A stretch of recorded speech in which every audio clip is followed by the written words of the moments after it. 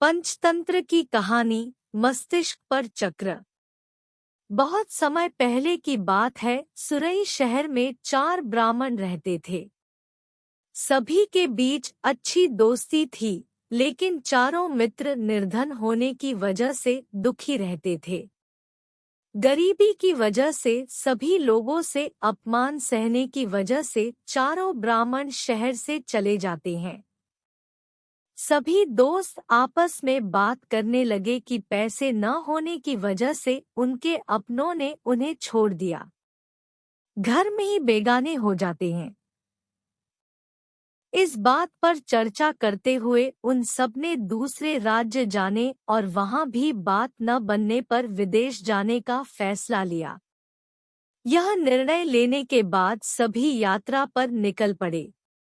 चलते चलते उन्हें बहुत प्यास लगने लगी, तो वो पास ही क्षिप्रा नदी में जाकर पानी पीने लगे। पानी पीने के बाद सभी नदी में नहाए और आगे की ओर निकल पड़े। कुछ दूर चलने पर उन्हें एक जटाधारी योगी दिखा। ब्राह्मणों को यूं यात्रा करते हुए देखकर योगी ने उन्हें अपने आश्रम आकर थोड़ी देर आराम करने और कुछ खाने का न्योता दिया। ब्राह्मण खुश होकर योगी के आश्रम चले गए। वहां उनके आराम करने के बाद योगी ने ब्राह्मणों से उनकी यात्रा का कारण पूछा।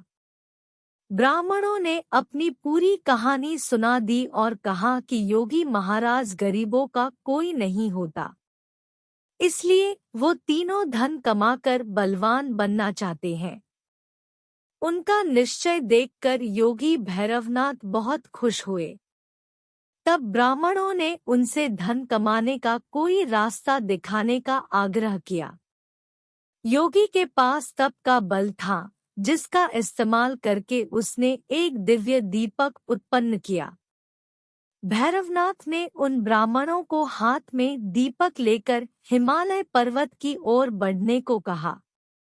योगी ने बताया, हिमालय की तरफ जाते समय यह दीपक जिस जगह गिरेगा, तुम वहां खुदाई करना।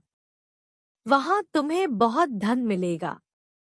खुदाई के बाद जो भी मिले उसे लेकर घर लौट जाना।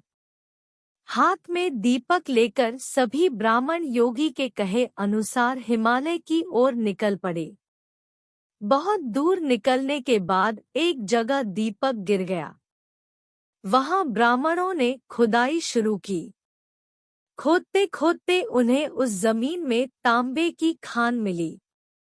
तांबे की खान देखकर ब्राह्मण बहुत खुश हुए। तभी एक ब्राह्मण ने कहा, हमारी गरीबी मिटाने के लिए यह तांबे की खान काफी नहीं है। अगर यह तांबा है तो आगे और बहुत कीमती खजाना होगा। उस ब्राह्मण की बात सुनकर उसके साथ 2 ब्राह्मण आगे बढ़ गए और एक ब्राह्मण उस खान से तांबा लेकर अपने घर लौट गया। आगे चलते चलते फिर एक जगह दीपक गिर गया। वहां खुदाई करने पर चांदी की खान मिली। यह खान देखकर तीनों ब्राह्मण खुश हुए। फिर एक ब्राह्मण तेजी से उस खान से चांदी निकालने लगा, लेकिन तभी एक ब्राह्मण ने कहा, आगे और कोई कीमती खान हो सकती है।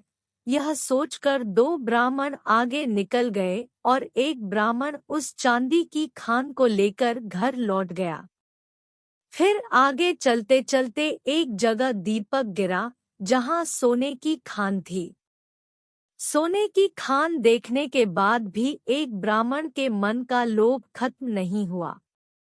उसने दूसरे ब्राह्मण से आगे की ओर चलने को कहा, लेकिन उसने मना कर दिया। गुस्से में लोभी ब्राह्मण ने कहा, पहले तांबे की खान मिली, फिर चांदी की और अब सोने की। सोचो आगे और कितना कीमती खजाना होगा। उस लोभी ब्राह्मण की बात को अनसुना करते हुए उस ब्राह्मण ने सोने की खान को निकाला और कहा, तुम्हें आगे जाना है तो जाओ, लेकिन मेरे लिए यह काफी है। इतना कहकर वो सोना लेकर घर चला गया। तभी वो लोभी ब्राह्मण दीपक हाथ में लेकर आगे चलने लगा। आगे का रास्ता बहुत कांटों भरा था। कांटों भरा रास्ता खत्म होने के बाद बर्फीला रास्ता शुरू हो गया। कांटों से शरीर खून से लथपथ हो गया और बर्फ की वजह से वह ठंड से ठिठुरने लगा। फिर भी अपनी जान को दांव पर डालकर वह आगे बढ़ता रहा। बहुत दूर चलने के बाद उस लोभी ब्राह्मण को एक युवक दिखा जिसके मस्तिष्क पर चक्र घूम रहा था। युवक के सिर पर चक्र को घूमता देख उस लोभी ब्राह्मण को बड़ी हैरानी हुई। लोभी ब्राह्मण काफी दूर तक चल चुका था, इसलिए उसे प्यास भी लग रही थी। उसने चक्र वाले व्यक्ति से पूछा, तुम्हारे सिर पर यह चक्र कैसा और क्यों घूम रहा है, और यहाँ पीने के लिए पानी कहाँ मिलेगा? इतना पूछते ही उस व्यक्ति के सिर से चक्र निकल गया और लोभी ब्राह्मण के मस्तिष्क पर चक्र लग गया।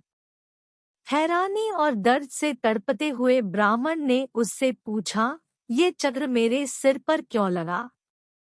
अजनबी युवक ने बताया, सालों पहले मैं भी धन के लालच में यहाँ तक पहुँचा था। उस समय किसी और के मस्तिष्क पर यह चक्र घूम रहा था। तुम्हारी तरह ही मैंने भी उनसे सब सवाल किया, तो मेरे सिर पर यह चक्र लग गया। तब उस ब्राह्मण ने पूछा कि अब मुझे कब इससे मुक्ति मिलेगी? इस पर युवक ने कहा, जब तुम्हारी तरह कोई धन के लालच में यहाँ तक पहुँचेगा और चक्र को लेकर सवाल करेगा, तब यह चक्र तुम्हारे सिर से निकलकर उसके मस्तिष्क पर लग जाएगा। फिर ब्राह्मण ने कहा कि ऐसा होने में कितना समय लग सकता है? इस सवाल का जवाब देते हुए युवक ने कहा, मैं राजा राम के काल से यहाँ हूँ, लेकिन मुझे नहीं पता कि अभी कौन सा युग चल रहा है।